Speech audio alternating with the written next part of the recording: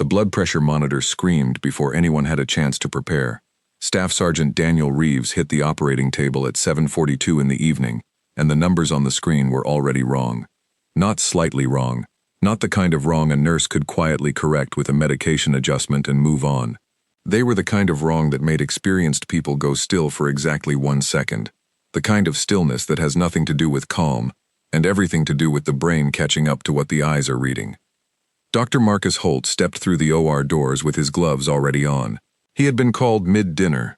There was a crease in his shirt collar from where he had pulled his scrubs on too fast in the call room. He was 61 years old, 32 years in cardiothoracic surgery, and he had not run to an operating room since his second year of residency. He walked fast, not running, walking, the way men walk when they need everyone around them to believe that things are still under control, even when the numbers on the screen are telling a different story. He looked at the imaging on the light board. He looked at it once, and then he looked at it again, and his jaw moved slightly, but no sound came out. Daniel Reeves was 34 years old. He had been pulled from a training field 60 miles north of the hospital after a collision during a rope descent exercise left him with severe blunt trauma to the chest and abdomen. The impact had been hard and fast, the kind that does significant interior damage without leaving the kind of external evidence that would tell a bystander anything about how serious it was. By the time the airlift crew reached him, he was conscious, alert, and telling the flight medic that he was fine. He said it twice. He said it the way that men who have spent years training themselves to function through pain say the word fine, which is to say, he said it like he meant it, like he had assessed the situation and reached a considered conclusion, even though the interior of his chest had already decided that it did not agree with him. The flight medic was a young man named Carter, who had been doing emergency transport long enough to understand the precise difference between a patient who was fine and a patient who was using the word fine as something to hide behind. Carter had written 3 words in the transfer report at the top of the chart: patient minimizing, Rangers. Holt read it the moment he picked up the file, and he understood immediately and completely what kind of man was lying on his table. A soldier, a Ranger, a man whose entire professional identity had been constructed year after year and repetition after repetition around the foundational belief that the body was a tool and not a master, that pain was information to be processed and not a command to be obeyed, and that stopping when the body asked you to stop was something other people did. The damage was coming from a partial tear in the descending aorta, not a full rupture, not yet, but moving toward one at a rate that gave Holt a narrow working window and a generous list of things that could go wrong inside it. The force of the impact during the fall had been enough to compromise the vessel wall without destroying it outright. It was, in the precise and clinical vocabulary of thoracic trauma, a dissection, the kind that was repairable, the kind that, under the right conditions and with the right team, and with nothing going unexpectedly wrong, was survivable. Holt was experienced enough to understand that the word survivable carried no promises. He looked at what he had.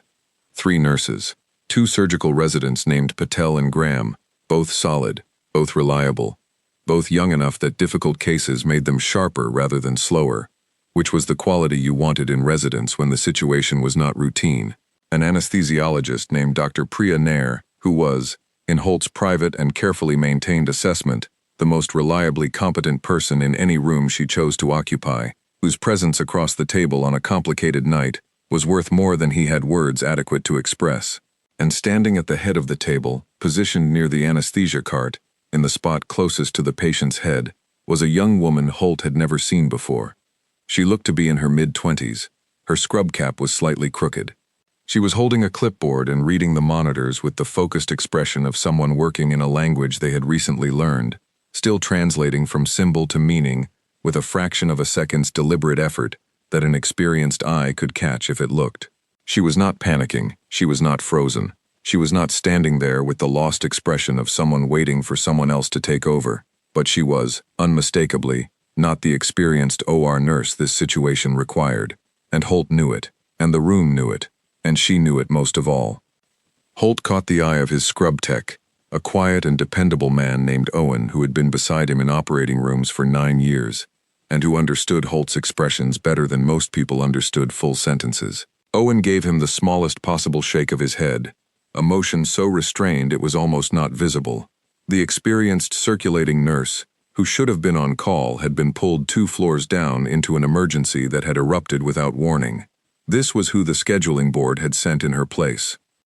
Amara Cole, 4 months out of nursing school. She had gotten the assignment because the board said she was available, and because no one had 30 seconds to spare to find someone else, and because emergencies, which were indifferent to ideal circumstances, had not paused to wait for them. She was 27 years old.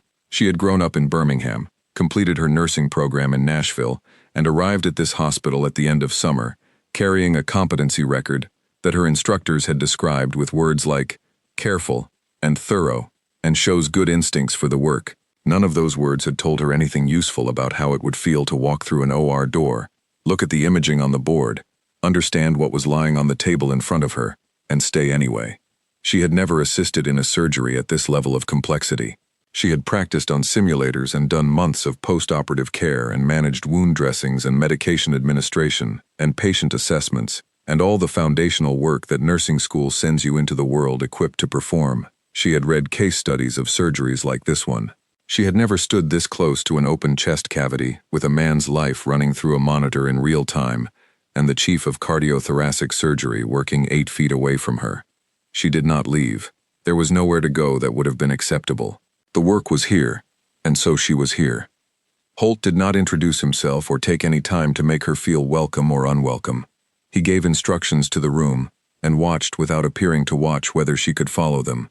She could. She was fast and she was quiet, and she did not need anything repeated, and she anticipated his next request correctly, twice in the first 3 minutes, which was better than some residents managed on a good day. He noted that, filed it away under useful, and kept moving. Dr. Nair had Reeves under general anesthesia in less time than the preparation should have permitted, which was her particular gift, the ability to move with a speed that never felt like rushing. The team took their positions. The first incision was made at 8:09 in the evening. The surgical field was lit with the particular brightness that OR lights produce, the kind that eliminates shadows and makes everything visible, at the cost of making the room feel cut off from the rest of the world, sealed inside its own intensity. The monitors kept their rhythm. The ventilator kept its rhythm. Holt worked. Outside the hospital, the night was cool and clear and moving toward full dark. The parking lot had the quiet particular to hospital parking lots at night, a few cars under lights, the distant sound of the highway 2 streets over. None of it entered the OR. The OR had its own atmosphere, its own rules, its own relationship with time, and right now, time was moving faster than anyone in the room was entirely comfortable with. The first 18 minutes went the way Holt needed them to go. He worked with the economy of motion that does not come from talent alone, but from doing the same thing so many thousands of times that it stops being a skill and becomes something closer to a physical reflex, something the hands do while the mind stays available for the parts that require actual thinking. His residents moved around him with the coordination of people who had rehearsed this dynamic, if not this specific case, and Owen anticipated instrument exchanges with the silent accuracy of 9 years of practice. The room had the quality that good operating rooms have when the team is locked in, a kind of focused, almost silent efficiency that looks effortless from the outside and costs everything it has to produce. Then the graph did not hold. It was a small failure, measured in millimeters, in the behavior of tissue at the proximal edge of the repair, where the vessel wall was thinner than the imaging had suggested. It was the kind of complication that cannot be fully predicted before you are inside the body, only discovered and responded to. Holt saw it the moment it appeared, adjusted immediately, moved to a second technique that addressed the compromised tissue from a different angle, with different material. He did not hesitate. He did not announce it to the room. He simply changed course, because changing course was what the situation required, and there was no time to spend on anything else. The numbers on the monitor shifted, not in the direction he needed them to shift. Reeves's blood pressure dropped. Not a cliff edge, a slide. The slow, steady, grinding kind of slide that looks almost manageable for about 90 seconds, and then stops looking manageable. The kind that experienced people watch with a quality of attention that looks identical to calm from the outside and is something else entirely on the inside. Holt called for a vasopressor. Nair administered it with the efficiency that made her indispensable. The pressure moved briefly, held for a moment that felt longer than it was, and then continued to drop, not as fast. but still moving in the direction that the situation could not afford. He called for a second pharmacological agent, a different mechanism, a complementary approach, the kind of escalation that was textbook, that he had used dozens of times in situations that shared the structural shape of this one, and that had produced the result he needed. He watched the monitor and gave the numbers time to respond. The numbers did not respond the way they were supposed to. The room changed in the way operating rooms change when the people who live their professional lives in them begin to understand that the standard approach has reached the edge of what it can offer. It was not a change you could point to or describe precisely. It was atmospheric. The residents were still performing their roles correctly, still moving, still doing everything right, but the intervals between their glances at the monitor had shortened. Owen had stopped making the dry, quiet remarks he usually made when a surgery was progressing the way it should. Nair's hands remained steady, because Nair's hands were always steady regardless of what the situation was asking of her, but her eyes had moved from the field to Holt's face, which was how she communicated that she was ready for whatever came next, and needed him to specify the direction. Holt kept working. He did not stop. He did not slow down. He did not give the room the signal it was waiting for that would tell everyone exactly how worried to be. He kept working because stopping was not a real option, and because the man on the table had given his body to a set of demands that required more than most human bodies ever face, and he owed that man every single thing he had available to give. But the repair was fighting him in a way he had not expected, and the clock had been moving since the first incision, and Daniel Reeves had been keeping himself alive through training and conditioning, and the particular stubbornness of a man who had learned that his body was capable of more than it told him it was, and he had been doing that for long enough that the reserves were beginning to show their bottom. Then something happened that no one in the room was positioned to expect. Daniel Reeves, deep in general anesthesia, as far from consciousness as the pharmacology could take him, produced a sound. It came from somewhere below awareness, from the part of the brain that operates without waiting for permission from the thinking mind, the part that had been trained for years under specific and demanding conditions to respond to specific situations with specific language. It was barely formed. 2 syllables on the edge of breath, less than a word, more than a sound, the ghost of something the body had decided to say, even though the mind was nowhere available to authorize it. Amara Cole heard it. She was standing in the closest position to his head. She heard it and she went completely still, in a way that was not the stillness of confusion or fear, but the stillness of recognition. The exact quality of stillness that happens when you encounter something you were not expecting to understand and find, with a small shock of surprise, that you understand it completely. She looked at the monitor. She looked at the surgical field. She looked at Holt's hands and at the behavior of the tissue he was working, and at the numbers on the screen, and she assembled everything she was seeing with the 2 syllables she had just heard, and she did not say anything yet, because she was being sure. She was not going to speak into this room, during this surgery, at this moment, unless she was certain of what she had heard, and what it meant. She was certain. She looked at the monitor one more time. She spoke. "Dr. Holt," she said. He did not look up. He was in the middle of a critical suture placement, and looking up was not an option he had available. "Not now," he said. "I think it needs to be now," she said. The room registered it. Owen registered it with a shift in his posture that he did not fully control. Patel and Graham registered it with a quality of attention that redirected while their hands kept moving. Nair registered it with a stillness that lasted less than a second, and then resolved back into her usual composure. Nobody stopped doing what they were doing, because stopping would have been wrong, and they were all professionals, and professionals do not stop in the middle of critical work, because someone unexpected has said something unexpected. But the quality of attention in the room changed completely, the way attention changes when something happens that was not in anyone's plan. A nurse with 4 months of experience had just told the chief of cardiothoracic surgery that she needed him to stop and listen, right now, in the middle of an active surgery with a patient whose blood pressure was heading in the wrong direction, and a repair that was not cooperating. Holt tied off the suture, checked the field with the rapid precision of someone who has done it 10,000 times, bought himself exactly the number of seconds he could afford, and looked at her. "What?" he said. One word. Not aggressive, not dismissive, completely flat, which in the vocabulary of an operating room was as much space as could be offered. "He said something," Amara said, "coming through the anesthesia, about a minute ago."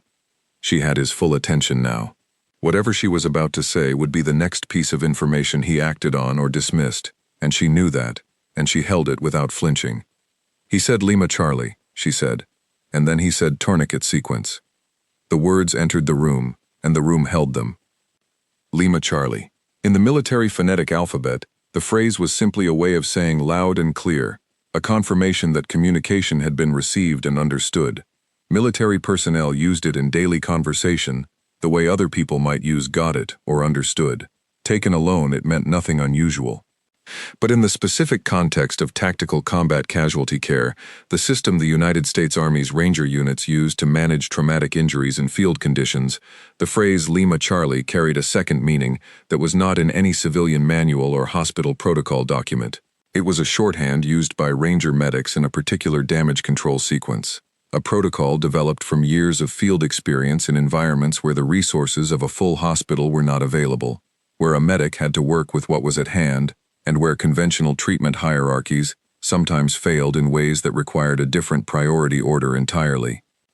The protocol specified that in cases of hemorrhagic compromise where standard vasopressor management was not producing the expected response, the medic should shift to a peripheral vascular sequencing approach before continuing with central repair, addressing the body's compensatory mechanisms in a specific order that gave the failing circulation system the best chance of stabilizing without the full pharmacological support a hospital could provide.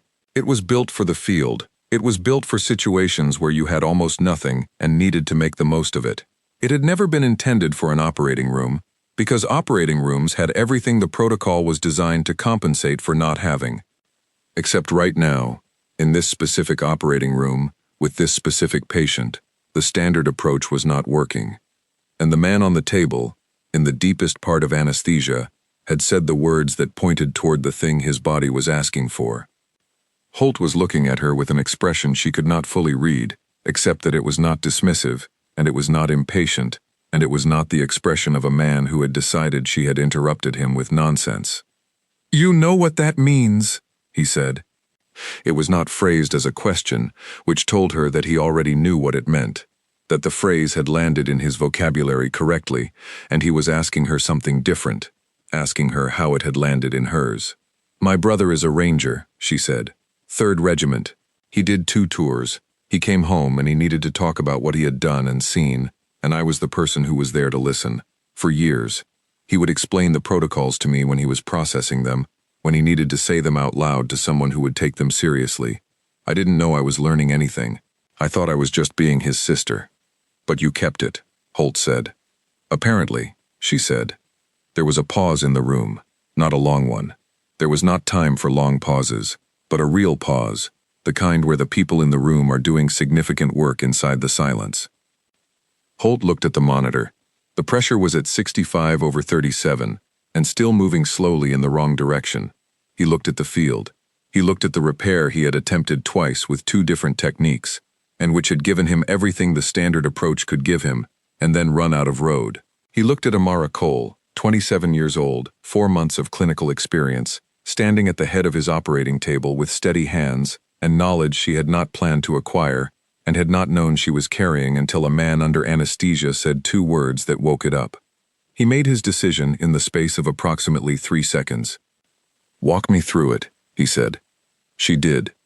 She described the protocol in the language Nathan had used, the practical field language of military medicine, without excess jargon where she could avoid it, in the specific priority order that the TCC framework specified. She was not reading from anything.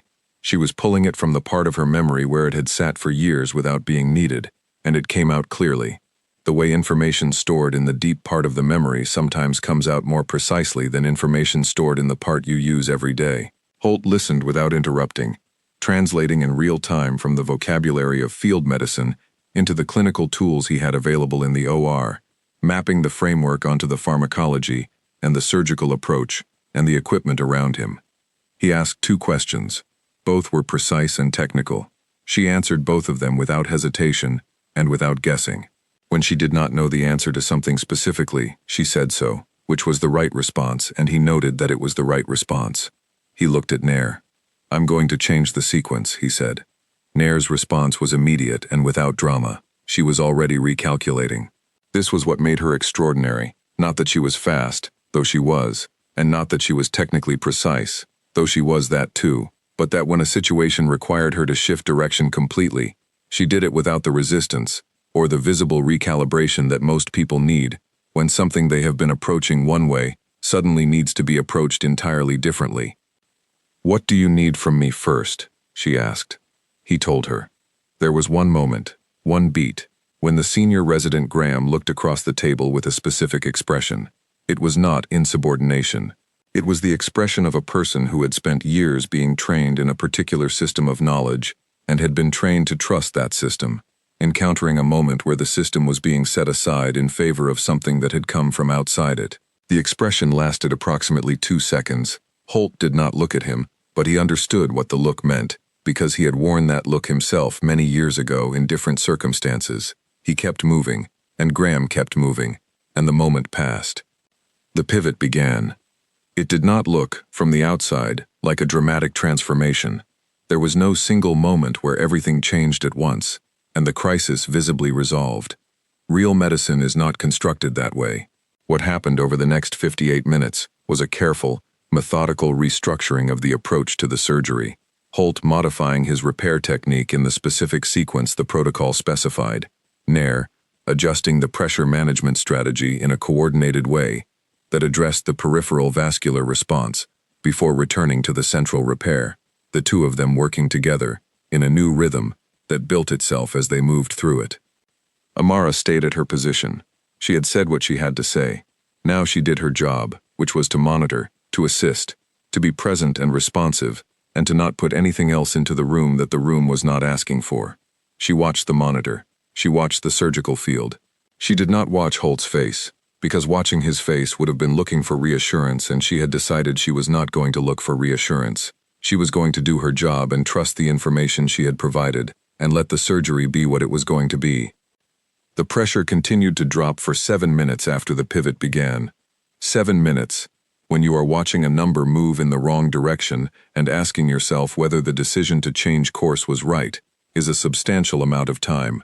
It is long enough to doubt. It is long enough to begin constructing the version of events you will have to account for later, if the number keeps dropping and does not come back.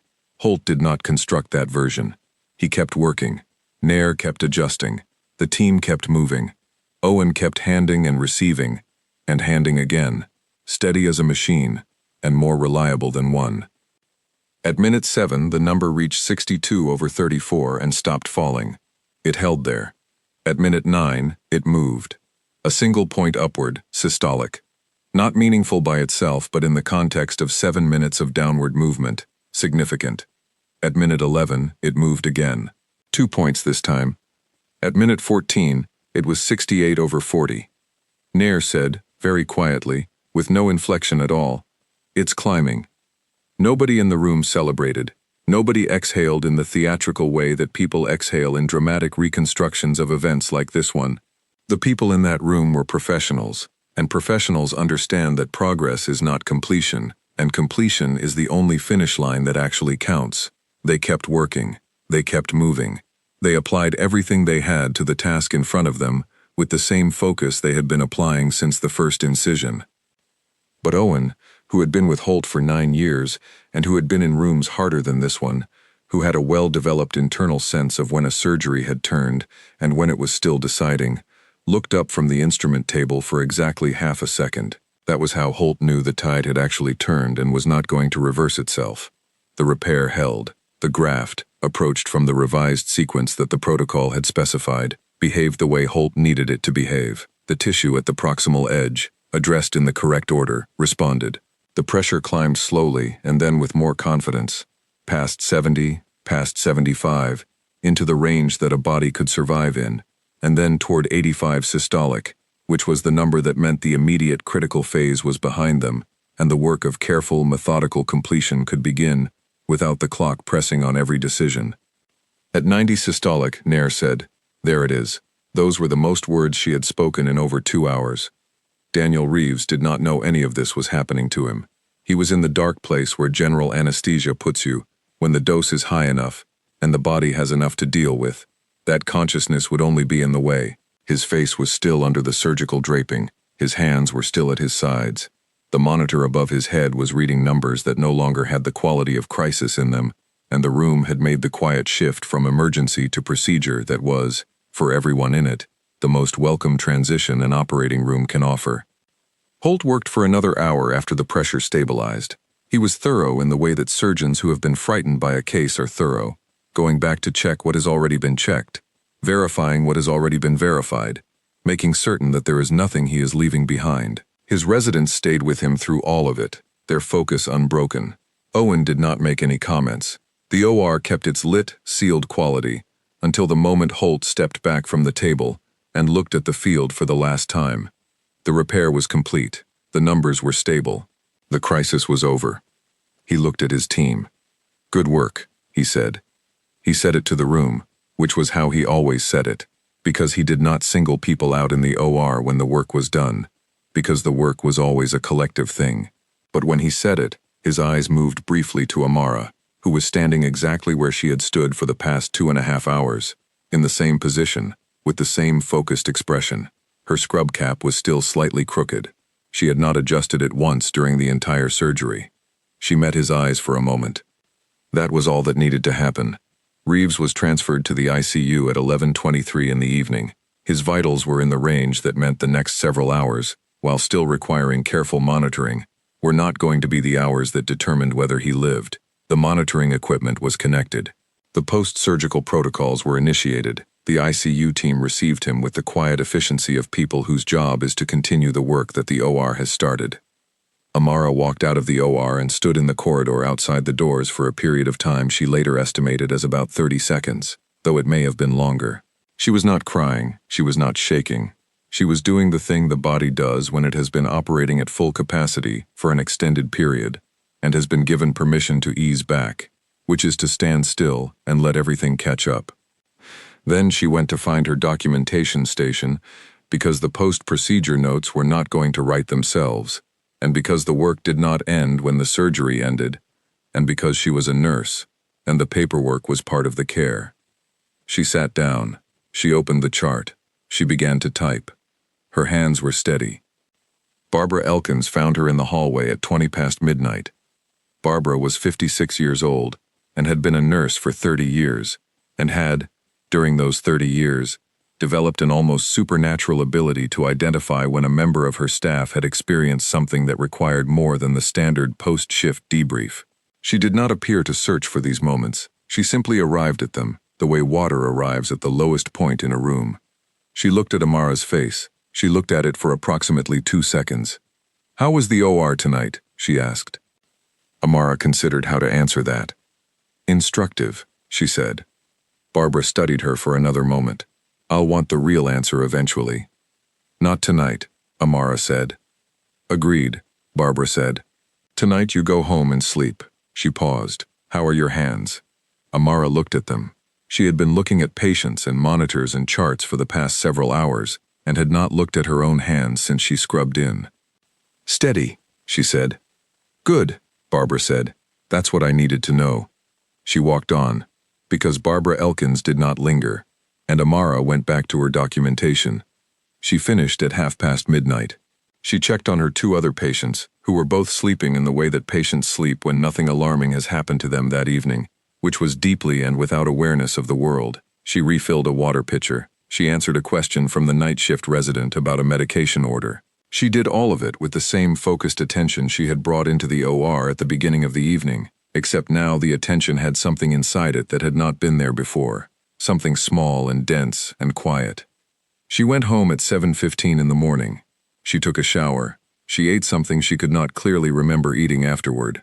She slept for 4 hours, which was less than she needed but more than she expected to manage.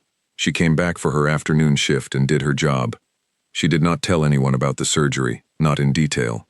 Not the version that included Lima Charlie and the protocol and the pressure climbing back from 62/34. She was not sure that story was hers to tell yet, or who it belonged to, or what telling it would do to it. She understood, in a way she could not precisely articulate, that some things become smaller when they are put into words before they are fully understood, and she was not done understanding this one. Daniel Reeves woke up on the morning of the 3rd day. He woke the way soldiers wake from deep sleep, all at once, with his eyes open before his body had fully confirmed it was intact and connected and present. He looked at the ceiling tiles, white and institutional, the kind he had looked at in enough medical facilities over the years that the pattern was almost comfortable. He looked at the monitors and read the numbers and understood what they meant. He looked at the IV line running into his arm and followed it back to the bag and noted its contents. He looked at the window on the left side of the room. There was a parking lot outside and beyond it a tree that had gone fully orange with the autumn season, and the morning light was hitting it at an angle that made it look like it had been lit from inside. He looked at it for a moment before moving on to the inventory. He moved his right hand. It moved. He moved his left hand. It moved. He moved his feet under the blanket, one at a time, testing range and response, and they both moved without complaint. He worked through the accounting systematically, the way he had been trained to work through it after any significant physical event, noting what was damaged, what was compromised, what hurt, and where, and to what degree, establishing the parameters of what he was working with. His chest hurt with the specific deep interior quality of someone whose chest cavity had been opened and worked on and closed. His throat was raw from the ventilation tube that, according to the date and time on the wall chart, had been removed the evening before. His left side had the stiffness of tissue in early healing. His head was heavy in the pharmacological way, a distance between himself and the world that he recognized and had opinions about but could not immediately alter. He was alive. He knew it in the way that people know foundational things, without analysis, as a simple given. He was in pain, which confirmed that his nervous system was functioning. He was thinking coherently, which confirmed that whatever had happened had not compromised the parts that mattered most. He was looking at an orange tree through a hospital window, which confirmed that the crisis was in the past and he had come through it and arrived on this side of it. A nurse came in shortly after. His name tag said Trevor. He was young, energetic in the way young nurses sometimes are on the day shift, with a cheerfulness that Reeves observed with the neutral attention he applied to most things and filed under not a problem. "Good morning," Trevor said, and began his assessment with the focused efficiency of someone who had done it many times. Reeves opened his mouth. The sound that came out was not a word. "Don't try to talk yet," Trevor said.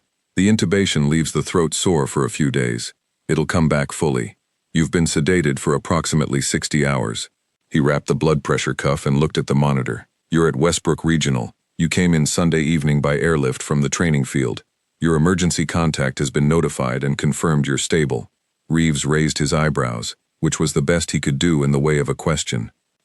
"A Nathan Cole," Trevor said, reading from the file. "He was listed as secondary contact after your unit CO. He's called twice. He's been told you're stable and expected to make a full recovery." Reeves did not recognize the name immediately, and then he did. Not a personal contact. Someone else's contact, or someone who had identified themselves as having a connection to him. He would sort that out when he could speak. He lay back and looked at the orange tree, and let his body do the quiet work of being alive. He was in the ICU for 11 days. The recovery was not comfortable. The pain management was adequate but not generous, because Reeves had been explicit with the attending physician about his preferences in that area, which were that he wanted to be present and functional, and would accept the trade-off that came with it. He did his breathing exercises with the small pillow pressed against his chest, exactly as the respiratory therapist had demonstrated, every hour, without being reminded, because the respiratory therapist had explained the physiological rationale for the exercise, and Reeves had understood the rationale and had no interest in complications he could prevent. He was not an easy patient in the sense that he had no patience for vagueness or for the softened version of clinical information that some medical staff defaulted to when speaking to patients about their own conditions. He wanted exact numbers and honest assessments and clear explanations of what was happening and why. The attending physician, a careful and precise man named Dr. Calloway, who had a manner that suggested he had dealt with difficult patients before and had developed a system for it, found that Reeves was difficult only in the sense that he required complete honesty and complete accuracy, both of which Calloway was capable of providing, and which he privately found more straightforward than the alternative. The staff learned quickly what kind of patient he was. They gave him the information he asked for. He did not ask for more than was warranted. He did not complain about the pain. He did not push for a faster discharge timeline than Calloway supported. He worked within the constraints of the recovery with the same methodical efficiency he brought to everything, treating each protocol as a mission parameter and his own compliance as the variable he controlled. On day 5, Dr. Holt came. He did not come during rounds. He came in the late afternoon, when the unit was quieter, and he sat in the chair beside the bed without ceremony, and told Reeves what had happened in the operating room. He told it in the clinical language that was his native tongue, precise and sequential, and without decoration. And then, because Reeves was looking at him with the particular quality of attention that required honesty, he told him the full version, including the part that was not in the clinical language, the part about a young woman standing at the head of the table, and the 2 words that had changed the direction of the surgery. Reeves listened without interrupting. It was not a skill he had been born with. It was a skill he had built over years and thousands of hours of training in the kind of communication that is required in field conditions, where listening accurately could mean the difference between completing the mission and not completing it, and that discipline had shaped him at a level that was no longer separable from who he was. When Holt finished, Reeves was quiet for a moment. He looked at the window. The orange tree had lost several more leaves since the morning, and the light through it was thinner now, more spare. "She has a brother in the regiment," he said. "3rd Regiment," Holt said. "She told me he did 2 tours, and she learned the protocol from him. Over years," she said, without intending to learn it. Reeves thought about that. He looked at the ceiling. He was familiar with the way knowledge that has been lived alongside for long enough becomes part of the furniture of your mind, present without being consciously accessed, available without being planned. He had seen it in the field. He had experienced it himself. The training went deep enough that it eventually stopped being training and became something that simply existed in you, ready to surface when the conditions called for it.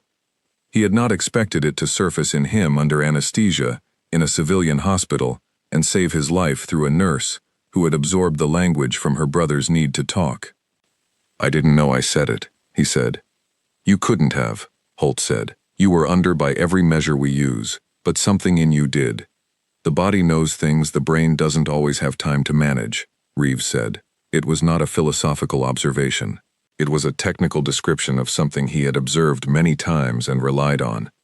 "I'd say that's an accurate description of what happened," Holt said. Reeves was quiet for another moment. "I want to meet her," he said. "I expected you would," Holt said. "I'll make sure it happens." He stood, because he had other patients and other rounds, and the conversation had arrived at its natural end. He looked at Reeves for a moment before he left, the look of a surgeon looking at a patient he has pulled through something that could have gone differently. "How are you feeling?" he asked. "Better than the alternative," Reeves said. Holt almost smiled. "I'll take that," he said, and left. The days continued. Reeves did his exercises. He read when reading was available, and his eyes were capable of sustaining it. He slept at the hours the body demanded and not longer. He was moved from the ICU to a general surgical floor on day 9, which was earlier than the original timeline Calloway had specified, because Reeves's vitals had been consistently strong and his compliance with the recovery protocols had been complete. Calloway noted in the chart, in language that was restrained in the way that medical chart language is always restrained, that recovery progress was exceptional. On day 8, while Reeves was still in the ICU, Amara came to his room. She appeared in the open doorway during her afternoon shift and knocked on the doorframe, which she did not need to do because the door was standing open, but which she did because it was the right impulse in a situation where no one had established what the etiquette was supposed to be, and the careful choice seemed better than the casual one. She had worked a full shift before coming.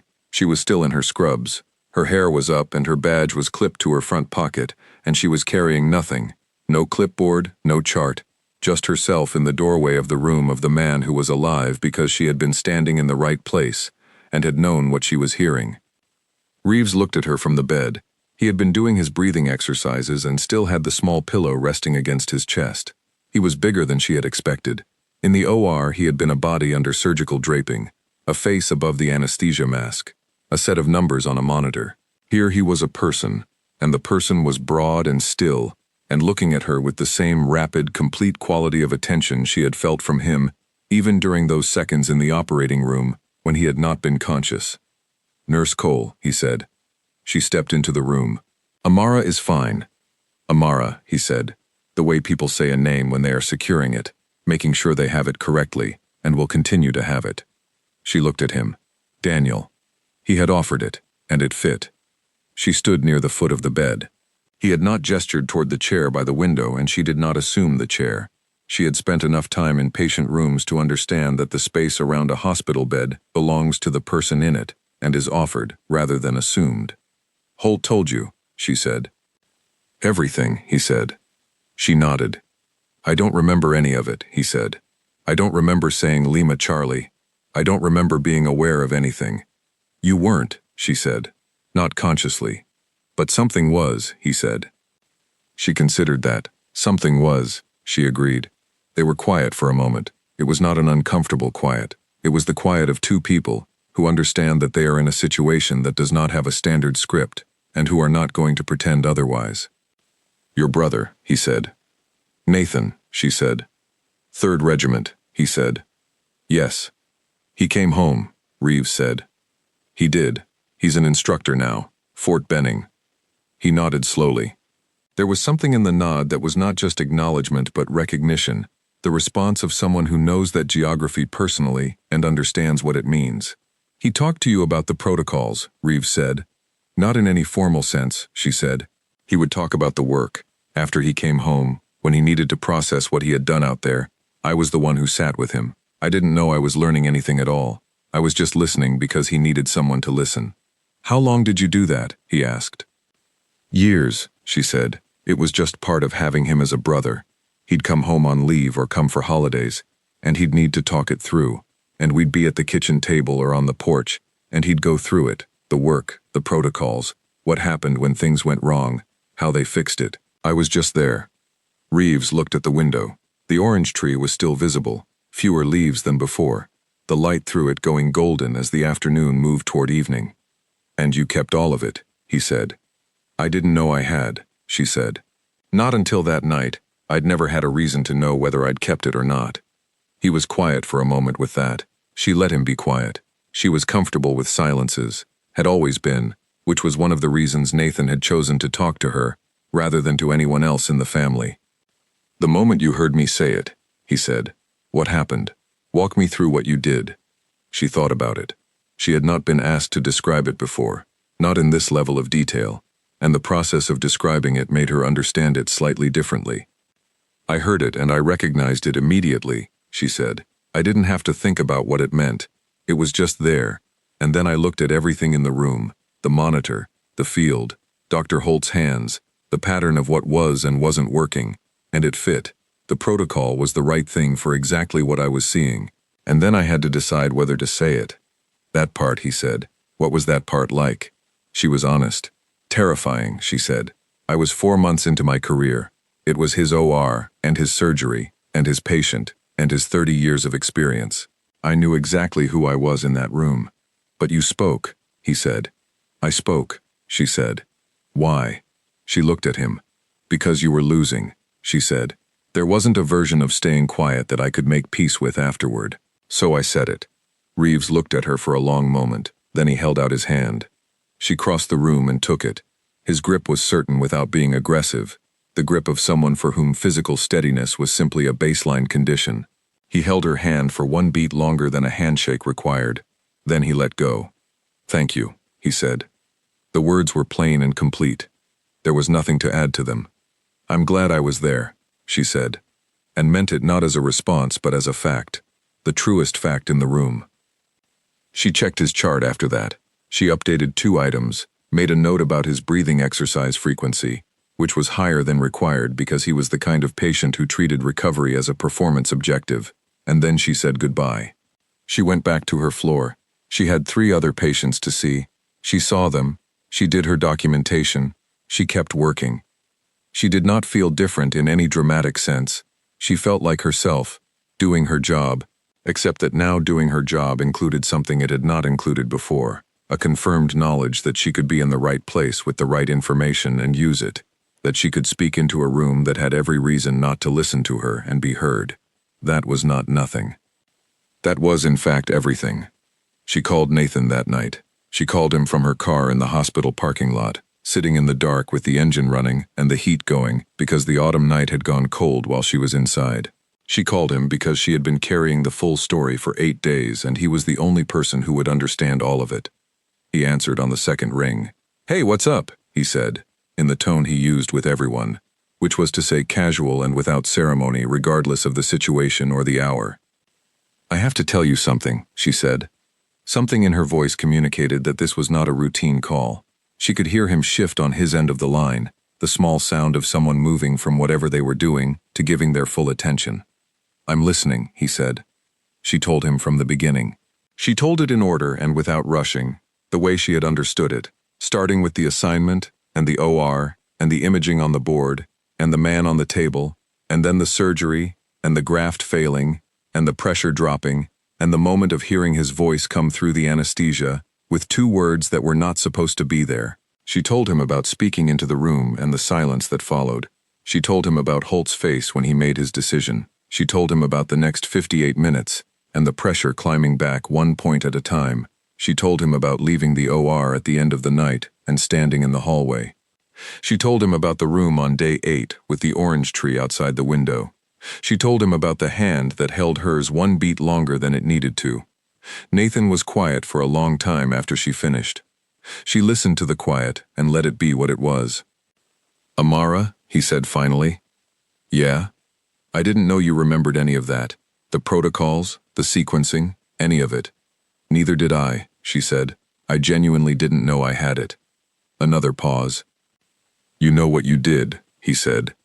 "I know what happened," she said carefully. "Holt made the decision. The team executed it. The surgery worked because of everyone in that room. You gave them the road," Nathan said. "Without you, they didn't have the road." She did not argue with that. She sat with it, which was different. "He asked me why I spoke," she said. "Why I said it, even though I knew who I was in that room." "What did you tell him?" "That I couldn't make peace with staying quiet," she said. "That there wasn't a version of staying quiet I could live with afterward." Nathan made the sound she had known since childhood, the small sound that meant he was fully moved by something and was managing it in the only way he knew how, which was quietly, and with a minimum of visible evidence. "I'm proud of you," he said. Not an easy thing for Nathan to say. He said it rarely and meant it completely when he did. "I know," she said. "I mean it," he said. "What you did in that room, knowing what you knew and using it in a situation where nobody was expecting you to know anything, that's not a small thing." Holt listened, she said. "That's not a small thing either." "No," Nathan agreed. "It's not." She drove home after that. The night was cold and clear, and the streets were mostly empty. She made tea she did not drink. She went to bed and slept better than she had slept in 8 days. Holt submitted the case to the Journal 3 weeks after Reeves's discharge from the hospital. He submitted it with the thoroughness and precision that characterized everything he produced, with full documentation of the physiological rationale for the modified approach, the complete outcome data, the deviation from standard protocol, and the detailed clinical basis for that deviation. He described the source of the information without softening it or generalizing it. He named Amara Cole fully and accurately. He wrote, in the clear declarative language of a man who intends to be understood without ambiguity, that a nurse 4 months into her career had identified and communicated a military field medicine protocol that altered the outcome of the surgery, and that the surgeon's willingness to act on information from an unexpected source had been a critical variable in the result. He included at the end of the paper a recommendation that hospital systems in regions with significant veteran populations consider structured exposure to TCCC protocols for OR nursing staff. He noted that the knowledge transfer that had occurred in this case had depended entirely on a personal connection that happened to be present at the right moment, and that relying on coincidence for critical knowledge seemed like something a system could do better. He gave the paper to Owen to read before he submitted it, because Owen had been in the room and because Holt valued the perspective of someone who had no stake in how the paper positioned anyone. Owen read it and handed it back and said the paper was accurate. That was all he said. For Owen, that was a substantial endorsement. The Journal accepted it. It was published 4 months after submission, in the spring, in an issue that also contained a study on minimally invasive valve repair and a review of anticoagulation protocols in post-surgical patients. None of those papers generated the response that Holt's paper generated. It was read widely. For a surgical journal paper, It was shared in medical education networks, and in veteran community forums, and in nursing professional development circles, three groups that did not often read the same publications. It was cited in a subsequent paper, proposing changes to nursing orientation programs in hospitals near military installations. A medical education podcast interviewed Holt about it. He did the interview in his office in the late afternoon after clinic hours, in a conversation that lasted 20 minutes, during which he said twice that the credit belonged to a nurse on his team and not to him, and once that the most important decision he made that night was to listen. He did not tell Amara any of this until the paper was published. He left a copy in her staff mailbox on the day of publication, with no note attached, because he had thought about whether to include a note and had decided that the paper said what needed to be said, and that adding to it would only dilute it. She found it on a Tuesday morning before her shift. She sat in the break room and read it with her coffee going cold on the table beside her. She read it once quickly, and then again carefully.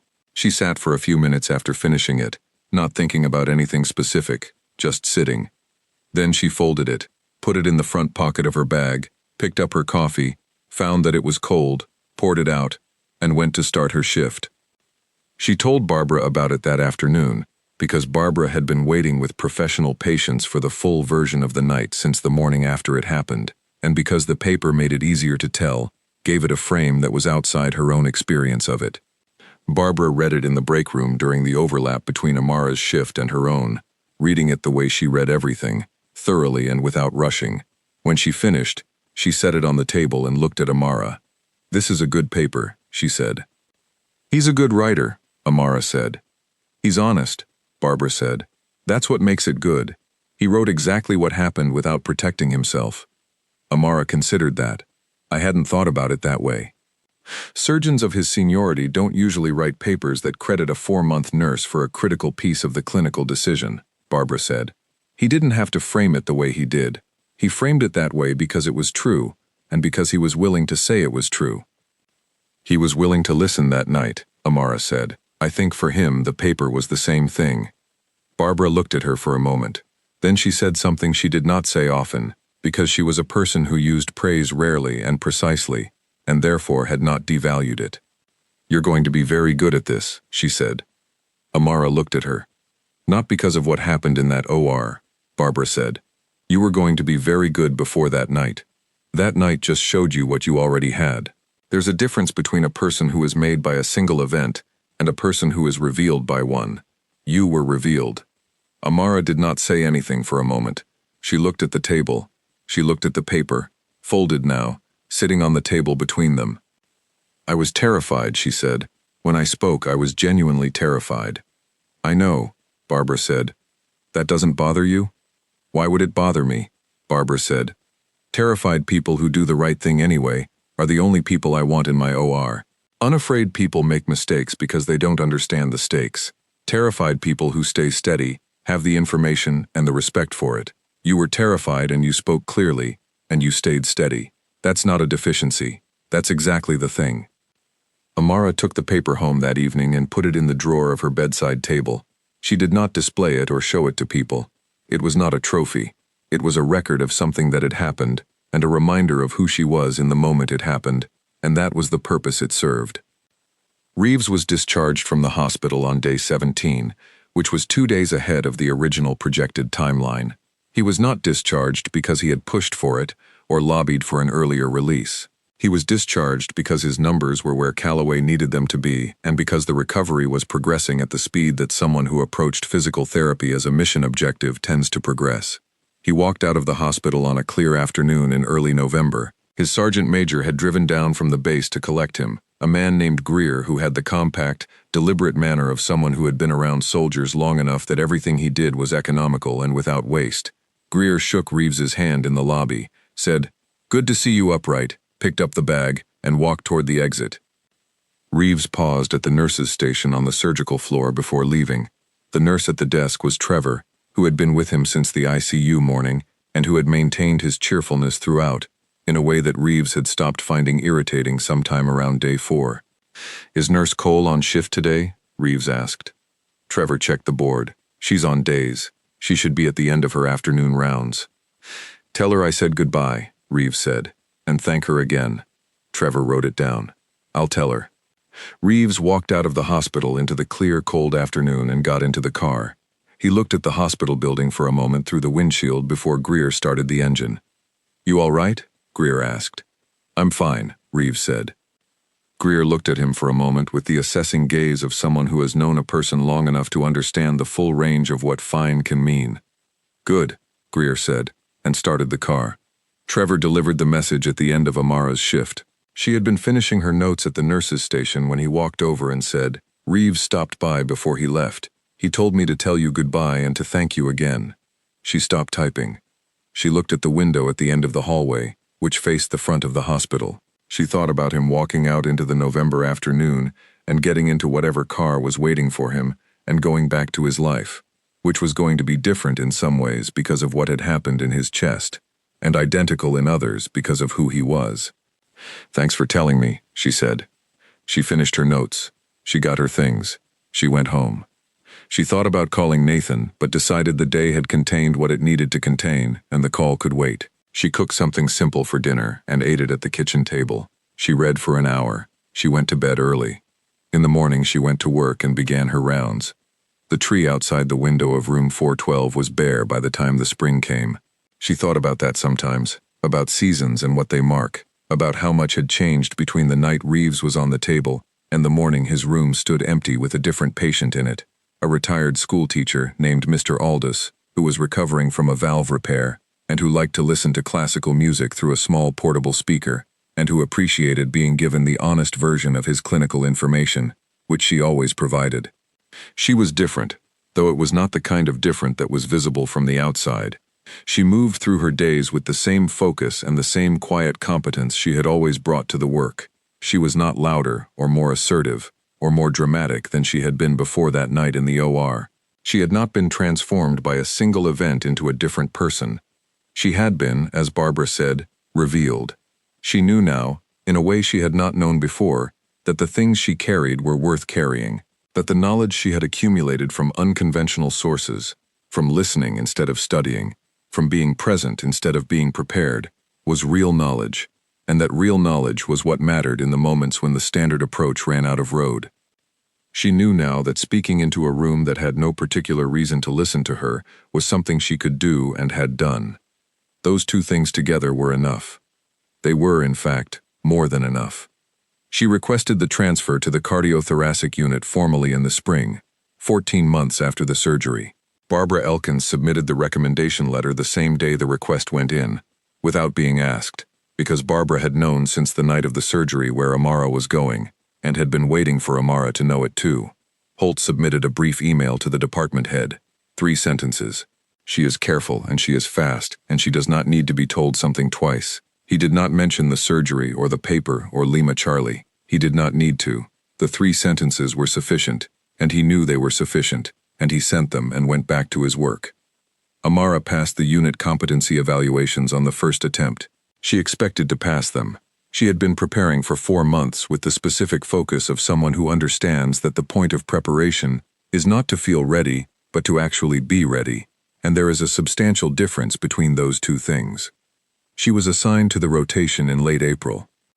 On her first week in the unit, she was paired with a senior nurse named Helen Marsh, who had 12 years in cardiothoracic and a manner of teaching that consisted almost entirely of asking questions and waiting for the answers to reveal where the understanding was and where it was not. Helen did not tell her how to do things she already knew how to do.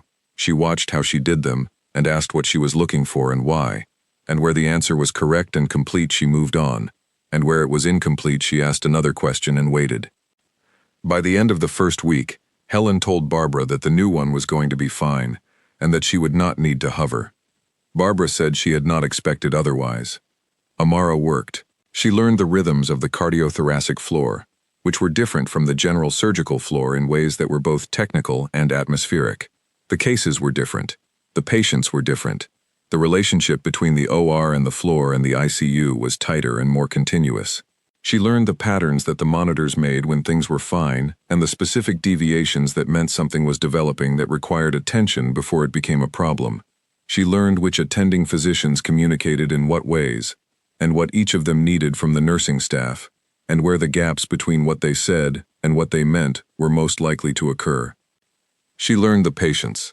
She had always been good at this, at understanding what a patient needed from her beyond the clinical intervention, what kind of communication style made them feel heard, and what kind of information they needed, in what order and at what pace.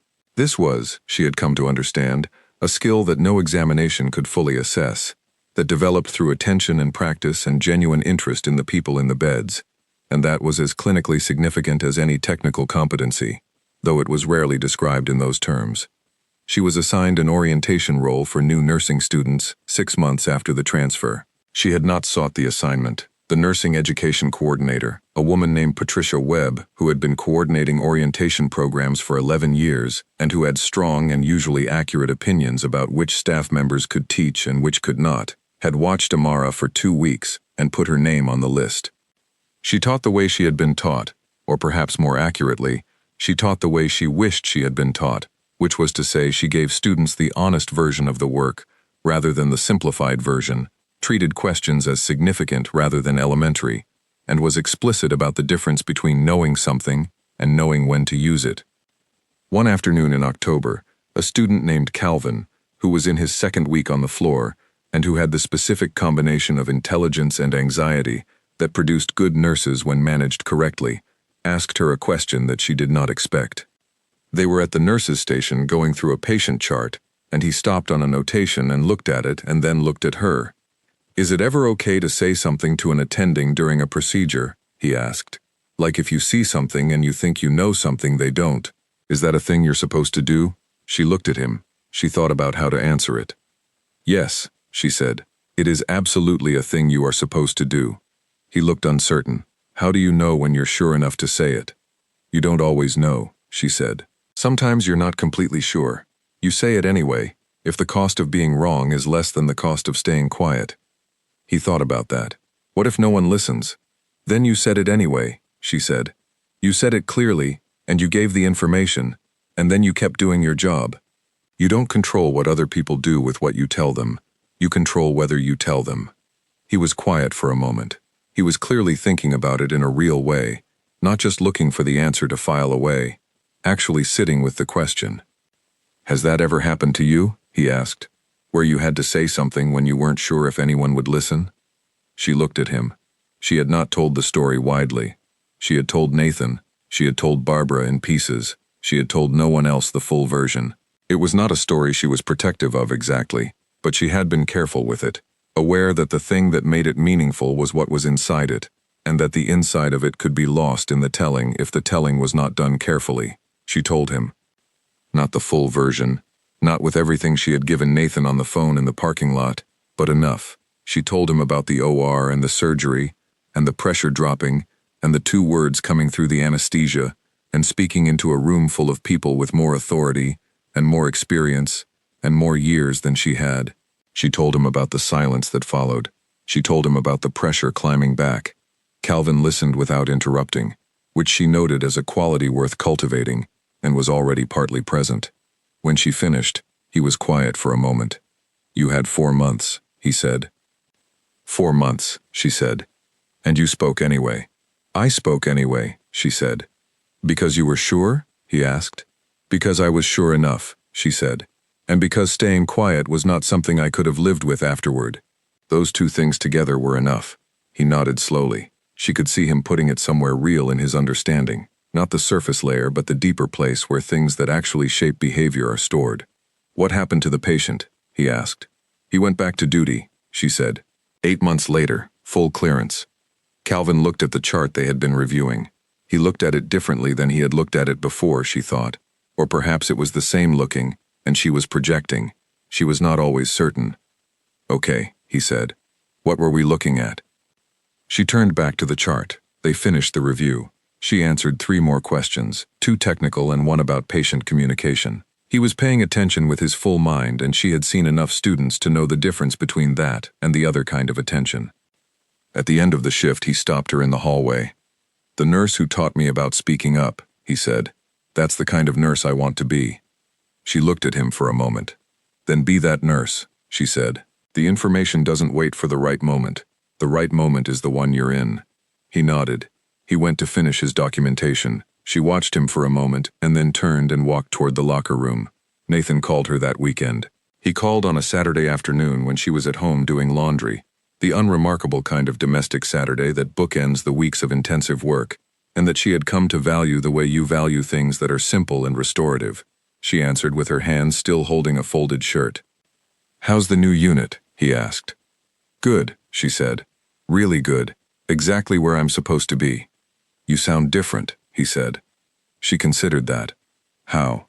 "Settled," he said. "Like you're not wondering anymore." She put the shirt down. "I'm not," she said. "I know what I'm doing. I know why I'm doing it. That's different from how I was before." "Before the surgery," he said. "Before the surgery," she said. He was quiet for a moment. "Reeves is back at Benning," he said. "I heard through someone in the regiment. Full active duty." She had known this was probable. Hearing it stated as a fact was still, she found, a thing that she felt somewhere specific. "Good," she said. "He's apparently been telling the story," Nathan said. "The short version of it. Not by name, not in any public way. Just to people in his unit. The way people tell things that matter to them." "Do you know what version he tells?" she asked. "The same one you told me," Nathan said. "A nurse who knew something important. A surgeon who listened.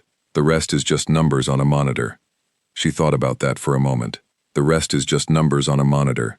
It was reductive in the specific way that soldiers reduced things when they needed to make them portable and usable, stripped to their essential meaning and their lesson, ready to be carried and applied. "That's a good version," she said.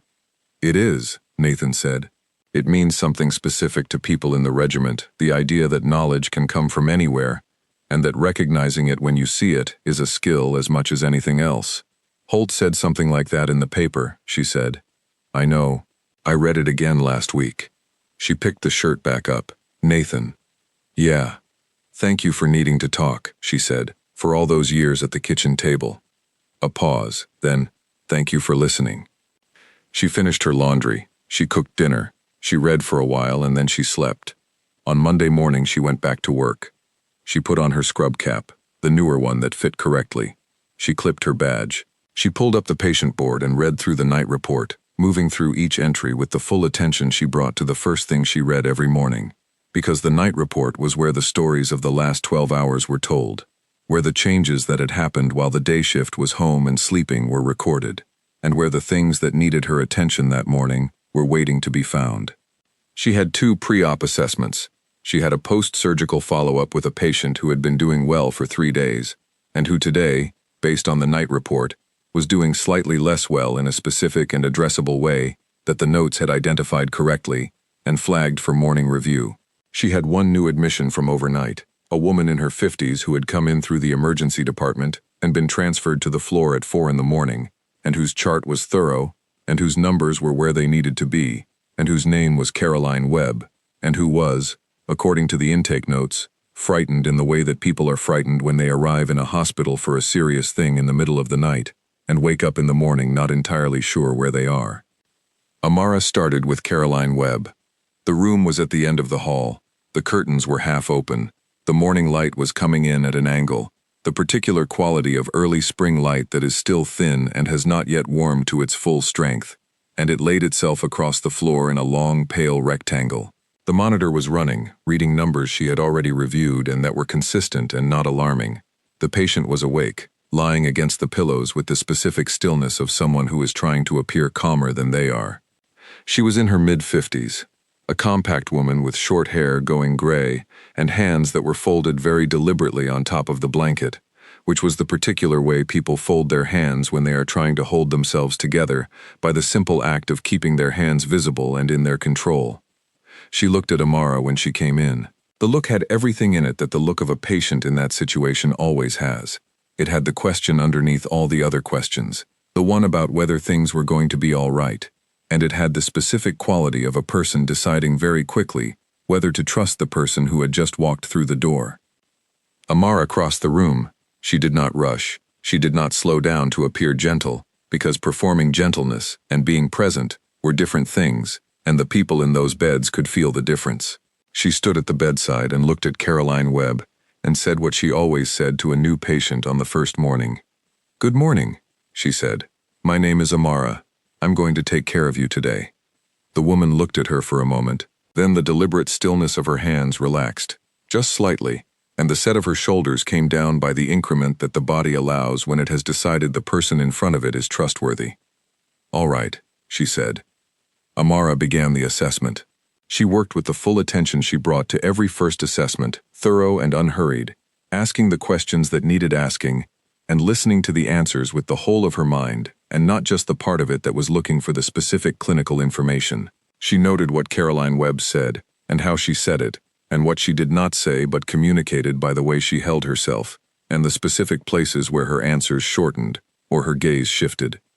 She had learned that the information came from all of those places at once, and that the skilled part was not knowing where to look, but learning to look at all of it simultaneously, to hold the full picture, and let it tell you what it was trying to tell you. When she finished, she sat down in the chair beside the bed, which was not always what she did, but which she did now, because Caroline Webb needed someone to sit down, not to stand at the edge of the room. "Do you have questions?" she asked. Caroline Webb looked at her hands. She unfolded them and looked at them and folded them again. "Am I going to be all right?" she asked. It was the question underneath all the other questions, arriving in its plain form. Amara looked at the chart and then at the woman and said the honest version, the complete version, in clear language, with the specifics that mattered and without the softening that would have made the information less accurate and therefore less useful. She told her what the procedure involved and what the recovery looked like and what the numbers were telling them this morning and what they would be watching for and why. She told her what was expected and what was not yet certain, and she told her the difference between those two things. Caroline Webb listened. When Amara finished, she was quiet for a moment. "That's the real answer," she said, "not the pretty version. The real answer is more useful," Amara said. Caroline Webb looked at her for a moment with the evaluating look of someone who has been managed and protected and softened at in medical settings before, and has not found it helpful. "Stay," she said. "Not forever, just another minute." Amara stayed. She sat in the chair beside the bed in the early spring morning light, and she was present with this woman, in this room, in this specific minute, which was the only minute that existed, and the only one she had any obligation to. The monitor kept its rhythm. The light moved slightly as a cloud passed somewhere outside. The unit was beginning to wake up around them, the sounds of morning rounds starting down the hall. She thought about nothing and everything at once, which was the state she had learned to find in the work, the place where full attention and full ease coexisted and were not in opposition. She thought, briefly and without drama, about a night in October 2 years ago, when she had been standing at the head of an operating table with a slightly crooked scrub cap and a clipboard, and 4 months of experience, and more knowledge than she knew she had. She thought about the 2 words that had come through the dark and landed in her, and what she had done with them. She was glad she had been there. She was glad she had stayed. She was glad she had spoken. She was glad that Holt had listened. These 4 things together were the whole of the story, and the whole of the story was enough, and it sat in her lightly and without weight, the way things sit in you when they are fully settled and no longer need to be carried, when they have simply become part of who you are and what you know and how you move through the work. Caroline Webb's hands had relaxed completely. She was looking at the window. "Thank you," she said, "for the real answer." "Any time," Amara said. She stood. She had other patients and other rooms and the morning was moving. She checked the monitor one last time, confirmed the numbers, made her note. At the door, she stopped. "I'll be back in an hour," she said. "If you need anything before that, the call button is on the rail." Caroline Webb looked at her. "I know," she said. "I know you'll be back." Amara walked back into the hall. The unit was in full morning motion now. The particular organized energy that comes from a team that knows its work and does it. She took her place in it and moved through it and did what the day asked her to do, one patient at a time, one room at a time, one honest assessment and one careful note, and one clear answer at a time. She had a lot of work ahead of her. She always did. She did it the way she had always done it, and the way she had come to understand it was worth doing, with every bit of knowledge she carried, from every source that had given it to her, used at every moment that needed it, which was all of them, every single one.